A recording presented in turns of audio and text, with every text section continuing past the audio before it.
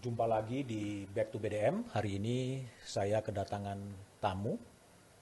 Namanya adalah Andre Dedi Nainggolan. Dia adalah seorang penyidik KPK atau per 30 September disebut sebagai bekas penyidik KPK karena telah diberhentikan oleh pimpinan KPK. Sekarang resminya sudah diberhentikan. Ya, jadi SK yang kami terima menyatakan pemberhentian kami terhitung mulai tanggal 30 September 2021, Jaya. Hari ini. Berarti hari ini. Berarti hari ini sudah jadi orang bebas. Sudah orang bebas. Orang bebas. Kembali ke masyarakat. Kembali ke masyarakat. Ya. Dan pengabdian bisa di mana aja ya. Betul. Tapi ada yang menarik. Kemarin ada pernyataan dari Pak Kapolri, 56 pegawai itu kemudian ditawari menjadi ASN di Polri. Gimana Bang Nenggo lihat itu? Ya, itu kami pertama, saya secara pribadi menghargai itu ya. Karena itu saya melihatnya juga tidak saya duga juga ada pernyataan demikian dari Kapolri karena kami tahu bahwa permasalahan selama ini adalah adanya tes wawasan kebangsaan itu. Namun sampai saat ini saya dan teman-teman belum mengambil sikap karena itu masih sebatas pernyataan ya. Masih sebatas pernyataan, kami belum melihat seperti apa nanti, kami akan lihat prosesnya bagaimana dan akan seandainya itu benar-benar akan direalisasikan, posisinya seperti apa bagi kami. Karena 57 orang ini kalau kita telisik itu kan isinya orang-orang dalam berbagai posisi ya. Ada yang eselon 1, eselon 2, eselon 3 dan seterusnya sampai paling bawah. Nah, saya sendiri belum melihat kalau misalnya memang ditempatkan di Polri itu akan menempatkan posisi mana yang pas. Jadi kami sendiri masih melihat, menunggu seperti apa. Walaupun kami juga hargai demikian. Di satu sisi kami melihat bahwa hal ini bisa menunjukkan bahwa tes wawasan kebangsaan itu yang dilakukan oleh KPK sebelumnya dan membuat kami jadi dibebas tugaskan dan akhirnya diberhentikan per tanggal 30 September itu bisa dikatakan tidak valid gitu. Tidak Maksudnya, valid. ya, hasilnya itu tidak benar gitu ya. Ada kesalahan, ada kejanggalan. Buktinya Polri masih mau menerima itu. Oke. Jadi pernyataan politik dari Pak Kapolri itu di luar perkiraannya. Ya, secara pribadi saya di luar perkiraan saya. Karena ya yang selama ini yang kami lakukan adalah melakukan kegiatan-kegiatan advokasi untuk memperjuangkan hak-hak kami yang kami yakini bahwa telah dirampas. Salah satunya kita lihat bahwa dalam prosesnya itu kami meminta hasil tes wawasan kebangsaan itu kan dimunculkan. Karena kami ingin tahu, dibuka. Kami yakin bahwa kami sebenarnya orang-orang yang mampu melalui itu gitu. Tapi ketika hasilnya dinyatakan tidak, tentunya kami juga ingin tahu di titik mana kami dianggap tidak memenuhi persyaratan itu. Dan sampai sekarang Bang Nenggo juga tidak tahu di Belum. bagian mana kemudian dianggap, kalau menurut Alexander Marwata mengutip asesor kan Bang Nenggo dicap merah nih, nggak bisa dibina lagi. Ya, nah itu dia. Itu yang penting bagi kami. Karena gini, ketika pimpinan menyatakan bahwa kami dilabeli merah dan kemudian dicap tidak bisa dibina, itu berdampak besar bagi kami. Saya dan teman-teman setidaknya ada beberapa orang mengalami dampak dari situ. Dampak. Ya, jadi ada kesempatan saya mendengar gitu ya, dan mungkin juga kalau nggak salah Komnas HAM menemukan hal tersebut, fakta itu bahwa ada yang ditolak dari Ditolak perusahaan lain gitu ya ketika melamar. ketika mencoba gini. Jadi ada yang ya dia entah, saya kurang paham apakah dia melamar pekerjaan tersebut atau ada yang mencoba approach tapi kemudian mengetahui bahwa dia bagian dari itu terus mundur. Oh. Nah, itu kan sebuah dampak yang negatif dari stigma yang muncul terhadap kami bahwa kami dikatakan tidak Pancasilais itu. Tidak Pancasilais. Label merah tidak bisa dibina, Tidak bahkan bisa dibina. orang teroris Teroris pun aja bisa dibina. Seperti itu. Tapi kan harusnya dengan adanya tawaran dari Pak Kapolri, seharusnya kan memang menunjukkan bahwa akan direkrut sebagai ASN di kepolisian, seharusnya label merah, label tidak bisa dibina itu seharusnya gugur dengan sendirinya ya? Seharusnya seperti itu. Nah, itu yang menjadi kami juga masih menunggu mekanisme rekrutmen itu seperti apa. Karena jelas kalau kita bicara saat ini statusnya kami adalah sudah diberhentikan, berarti mekanisme rekrutmen seperti apa yang akan diterapkan oleh Polri terhadap kami kalau memang mau mengangkat kami sebagai ASN di Polri. Nah, jika kita mengikuti alur ASN yang umum, ya tentunya kan ada tes-tes yang sama lagi. Oke. Nah, ini kita masih belum paham seperti apa. Ya, kami masih menunggu. Dan itu masih menunggu bagaimana pola rekrutmen untuk menjadi ASN kepolisian. Betul. Oke, ini kan Bang Nenggo kan dinyatakan tidak lolos tes wawasan kebangsaan. Ya. Padahal Bang Nenggo kan lulusan akademi kepolisian ya? Nah, iya betul. Lulusan akademi kepolisian. Angkatan kepolisian lulus tahun 2000. Tahun 2000? Ya. Seangkatan dengan Agus Harimurti Yudhoyono. Betul, saya satu angkatan dengan Agus Harimurti Yudhoyono. Dan SMA-nya di Taruna Nusantara? Iya, betul. Saya dari lulusan sana. Dan sudah digembleng tentunya ya dengan wawasan kebangsaan, dengan apapun ya. Tapi kok bisa nggak lolos itu? Nah, ini yang juga saya juga heran. Jadi begini, ketika masuk SMA Taruna Nusantara, saya ingat ada tes-tes yang mungkin dulu disebut dengan tes mental ideologi yang saya pahami itu. Yang dalam waktu sekarang mungkin itulah yang disebut dengan tes wawasan kebangsaan karena materinya tentang nilai-nilai kebangsaan itu sendiri. Pancasila, Undang-Undang Dasar 45, Bhinneka Tunggal Ika dan seterusnya. Selama pendidikan di SMA sendiri, SMA Taruna Nusantara itu juga mengembangkan 3 wawasan. Oke. Jadi dalam pola pendidikannya, pembinaannya itu 3 wawasan menjadi fokus pengembangan terhadap diri siswanya, yaitu kejuangan, kebangsaan, dan kebudayaan. Oke. Nah, jadi dalam kurikulumnya untuk mengembangkan itu adalah pelajaran-pelajaran seperti bela negara, kepemimpinan, dan seterusnya. Kemudian lulus dari sana, saya masuk Akademi Kepolisian. Akademi Kepolisian. Dan tentunya selama 3,5 tahun pendidikan akademi kepolisian itu, ya kita tidak pernah jauh dari bagaimana berjuang, berkarya untuk negara, bangsa dan negara. Nah, masuknya pun lewat tes mental ideologi. Tes mental ideologi. Betul. Nah, sehingga ketika saya menjalani tes wawasan kebangsaan ini, itu bukan hal yang baru bagi saya. Bukan hal yang baru, karena sudah beberapa kali dan selama pendidikan saya melalui proses-proses penggemblengan yang menanamkan nilai-nilai kebangsaan itu.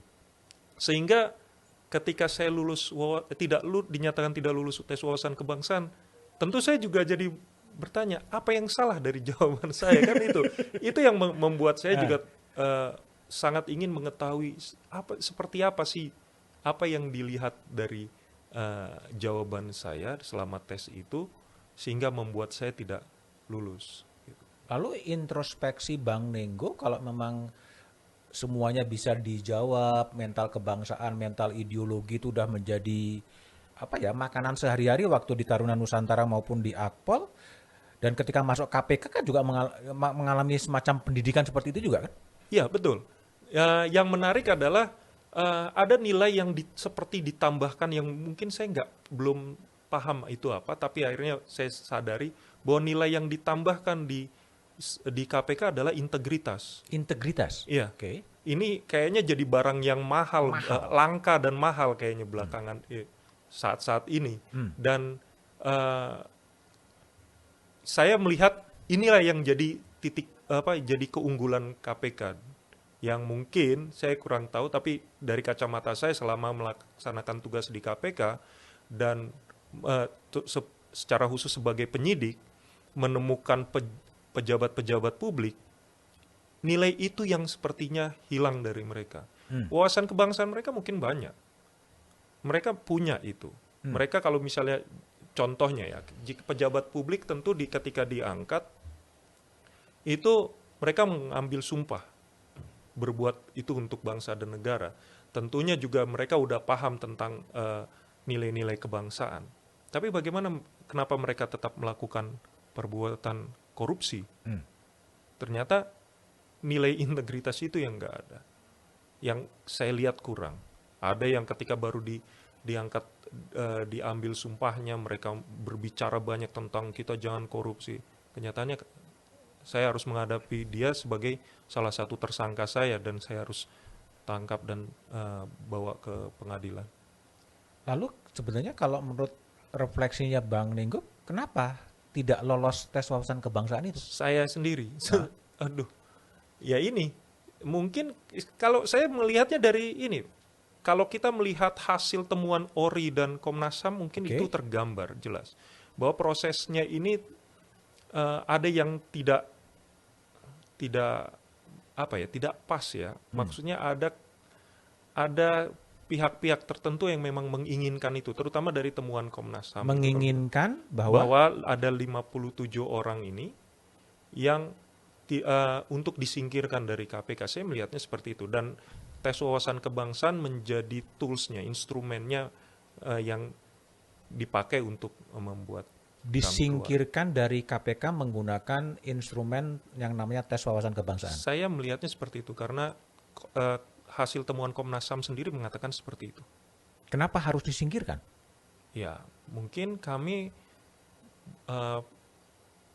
bagian orang-orang yang mungkin dianggap menghambat kali tujuan-tujuan mereka yang para koruptor itu saya rasa seperti itu. Kita punya sejarah yang panjang bagaimana KPK dalam perjalanannya itu menghadapi serangan-serangan balik dari para koruptor.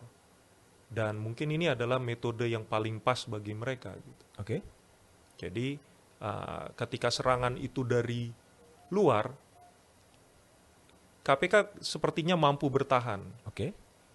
Tapi ketika mungkin ini adalah cara baru memanfaatkan adanya revisi undang-undang KPK yang mengamanatkan KPK pegawai KPK harus alih status sebagai ASN, dan itulah dimanfaatkan momen seperti itu. Jadi sebetulnya Bang Nenggo, kalau memang konstruksinya Bang Nenggo ditarget untuk keluar atau tersingkir dari KPK, Bang Nenggo ini nanganin perkara apa aja? Saya kalau saya hitung saya lebih dari 13 tahun di sana. Perkara sih banyak, perkara banyak. Bervariatif, ada yang tersangkanya itu pejabat DPR RI, DPRD,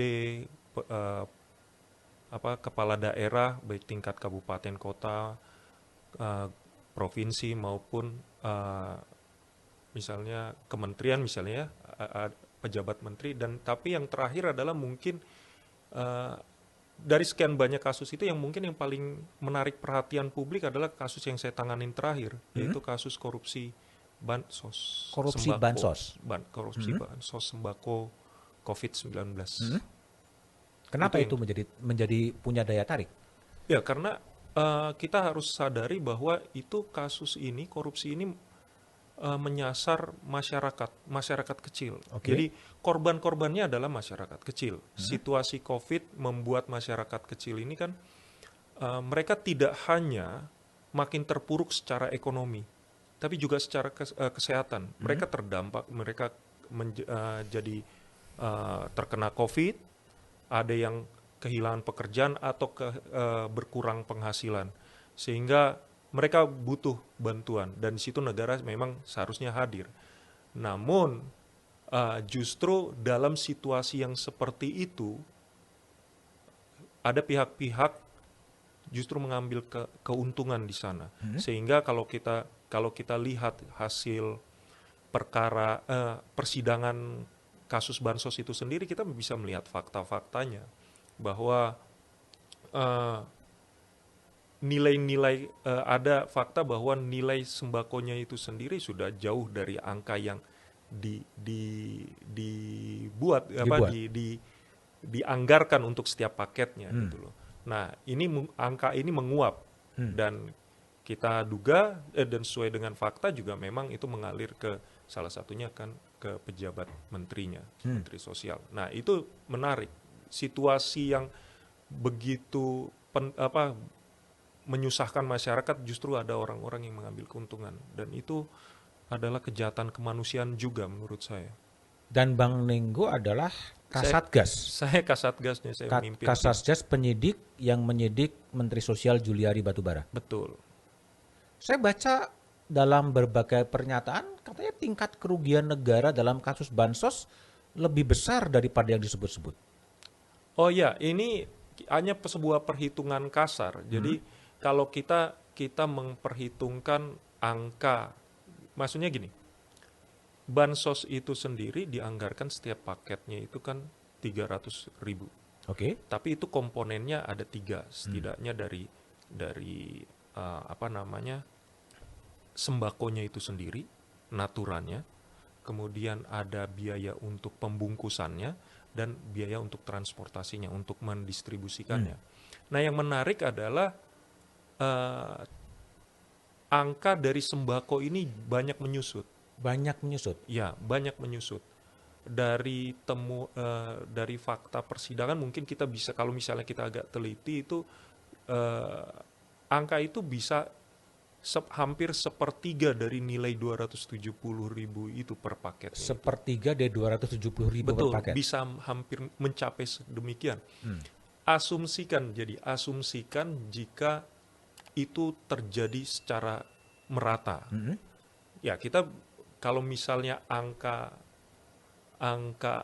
anggarannya sendiri, anggaran untuk pengadaan itu sendiri sampai mencapai 6,4 triliun, ya kita bisa memperkirakan kalau kami punya kesempatan untuk mendalami lebih jauh sampai ke nilai naturanya atau nilai sembakonya, dengan membuat itu ya sepertiganya dari 6 triliun itu bisa sampai 2 triliun. Bisa 2 triliun? Bisa sampai 2 triliun. Meskipun itu tetap harus melalui suatu proses penyidikan. Kita tetap perlu melakukan perhitungan secara detail atas itu. Nah, itu angka yang besar, sangat besar. Dan Bang Nenggo sedang mengkonstruksi soal besarnya kerugian negara dalam kasus bansos itu. Tidak sampai di sana. Jadi tidak sampai di sana. Jadi proses kasus yang saya tangani masih sebatas kasus suap terhadap menteri. Oke. Kemudian kasus itu dinyatakan lengkap berkasnya, kemudian dilimpahkan kepada kejaksaan. Nah, harapan saya pada saat itu saya kembangkan, menemukan fakta-fakta baru untuk saya teruskan, dan itu saya ajukan. Namun sebelum pengajuan itu mendapat respon, berproses, ternyata saya kena tes wawasan kebangsaan itu tidak dinyatakan, sehingga saya nggak bisa, saya sendiri jadi terhenti kegiatan saya. Jadi memang saya bermaksud pada waktu itu ingin meneruskan untuk mengungkap hal yang lebih besar, tapi ya terganjal dengan hasil tes itu wawasan. Dilaporkan kepada siapa? Plan untuk mengungkap yang lebih besar dari kasus bansos? Tentunya ke pimpinan. Pimpinan itu pada pimpinan KPK atau pada direktur penyidikan atau pada? Oh iya, tetap pada akhirnya nanti ke pimpinan KPK, meskipun prosesnya tentunya berjenjang. Berjenjang. Ya, berjenjang. Tapi pengambil keputusan tetap pimpinan KPK. Cuma seperti itu. Dan sampai sekarang kemudian upaya untuk mengembangkan lebih jauh dari konstruksi suap kepada korupsi yang memperkaya pejabat-pejabat itu kemudian berhenti. Saya kurang paham karena ketika saya dinyatakan tidak memenuhi syarat, saya kami Dinonaktifkan. dinonaktifkan dengan SK 652 itu.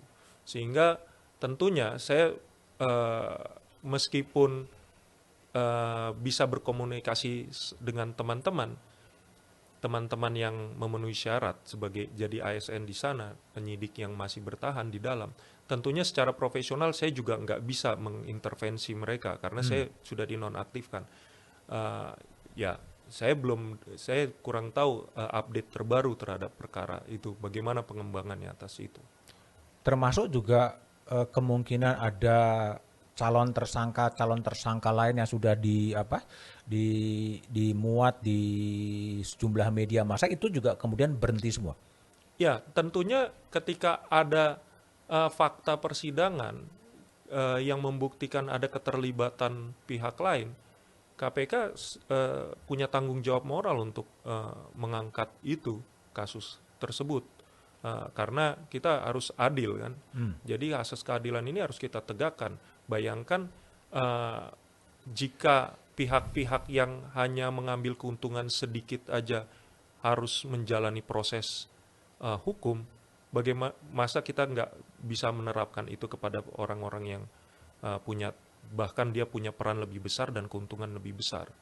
Nah, sampai di situ memang saya berharap itu bisa berlanjut. Kita melihat bagaimana proses hasil akhir dari persidangan yang sudah ada hasilnya itu ya. Misalnya kepada pemberi, ada 2 pemberi, kemudian kepada menteri dan anak buahnya menteri itu ada 5 orang. Saya rasa kita bisa lihat itu hasilnya itu di putusan putusan pengadilan ya, yang bisa kita akses melalui direktorat putusan MA, direktori putusan MA. Kalau berdasarkan bukti-bukti yang Bang Nenggo tahu atau intuisi Bang Nenggo sebagai investigator polisi, memang masih ada calon-calon tersangka lain yang sepatutnya bertanggung jawab dalam kasus bansos? Oh, saya yakini itu masih ada, seharusnya. Karena proses kasus korupsi itu nggak bisa dilakukan sendiri. Oke. Dan memang faktanya ada nama-nama yang sudah disebutkan oleh pihak-pihak yang menjadi saat ini ada yang terpidana dan mungkin pihak-pihak yang masih dalam berproses. Saya kurang tahu untuk menteri apakah mengajukan banding atau itu. Berhenti dia, udah inkrah dia untuk kasus suapnya. Oh iya, ya mungkin ya sudah inkrah. Nah, ya tinggal bagaimana seharusnya ini menjadi beban KPK ya, bukan saya seharusnya. Jika memang KPK punya itikat yang baik saat ini, pimpinan KPK punya itikat baik dan ingin menegakkan keadilan dan melihat sesuai dengan janjinya sebelumnya, setiap orang yang melakukan korupsi di situasi pandemi COVID ini akan dihukum seberat-beratnya. Ya, kita menantikan itu juga. Saya pada posisi saat ini ya tinggal pengamat dari luar aja. Lebih enak ngamatin ya. Iya. Tapi apakah kemudian Bang Nenggo melihat bahwa memang ini seharusnya memang pimpinan KPK yang sekarang ini tidak berhenti pada kasus yang udah ada sekarang? Jelas, saya berharap itu karena fakta perkaranya sendiri mengatakan demikian. Oke. Apakah kemudian dari cerita Bang Nenggo itu bisa disimpulkan salah satu alasan untuk menyingkirkan Bang Nenggo dari KPK adalah keinginan untuk membongkar kasus suap bansos lebih besar lagi? Ya, secara pribadi saya bisa menduga-duga demikian. Oke. Secara pribadi saya bisa menduga-duga demikian. Yang pasti terlihat dari temuan Komnas HAM bahwa memang tujuan salah satu temuan Komnas HAM adalah eh, tujuan dari tes wawasan kebangsaan adalah menyingkirkan orang-orang tertentu, dan itu dinyatakan jelas dalam temuan yang diajukan rekomendasinya kepada presiden. Itu jelas dinyatakan begitu, sehingga mengenai klasifikasinya berkaitan dengan hal-hal tertentu, ya mungkin saya bagian dari itu, karena Komnas HAM menemukan alasan-alasan itu ada beberapa, seingat saya demikian. Salah satunya adalah berkaitan dengan penanganan perkara. Dan itu terpola bahwa katakanlah Bang Nenggo karena kasus bansos, lalu Bang Novel karena kasus apa, Giri karena kasus apa, itu agak terpola gitu sebetulnya. Saya nggak bisa nggak bisa mengatakan demikian. Ya, saya hanya melihat bahwa terhadap diri saya dan coba mengkoneksikannya dengan hasil temuan ombudsman, temuan Komnas HAM, ya mungkin ya itu adalah reasoning yang paling masuk. Karena seperti saya sampaikan tadi, tes wawasan kebangsaan bukan tes yang baru bagi saya. Bukan tes yang baru. Iya, bukan hal yang baru pertama kali untuk itu dengan pertanyaan-pertanyaan demikian. Bang Nenggo menyesal dengan membongkar kasus bansos dan kemudian harus menghadapi kenyataan di stigma merah dan kemudian tidak bisa dibina lagi dan kemudian harus meninggalkan KPK? Nggak ada penyesalan bagi saya untuk mengungkap, karena itu memang itu amanat yang diberikan saya, diberikan negara kepada saya sebagai penyidik KPK, dan di situ saya harus menjalankan itu dengan sebaik-baiknya. Nah, ketika saya menangani kasus itu, saya harus siap dengan segala resikonya tentunya, dan jika ini adalah bagian dari resiko itu, ya saya harus sudah siap dengan resiko ini.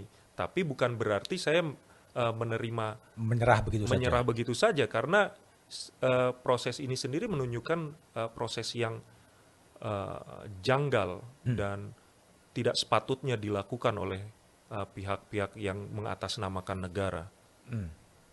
Pernah ada ancaman-ancaman lagi yang diterima oleh Bang Nenggo selama mengungkap kasus-kasus besar, termasuk kasus simulasi SIM, simulator pada waktu itu? Mungkin saya tidak dapat ancaman terlalu besar ya. Mungkin ya memang saya pernah nangani kasus simulator SIM. Saya bagian dari penyidiknya, salah satu penyidik. Saya tidak mengalami ancaman, mungkin karena saya penyidik masih muda dan tidak terlalu menonjol, tidak terlalu menonjol, tidak terlalu dikenal.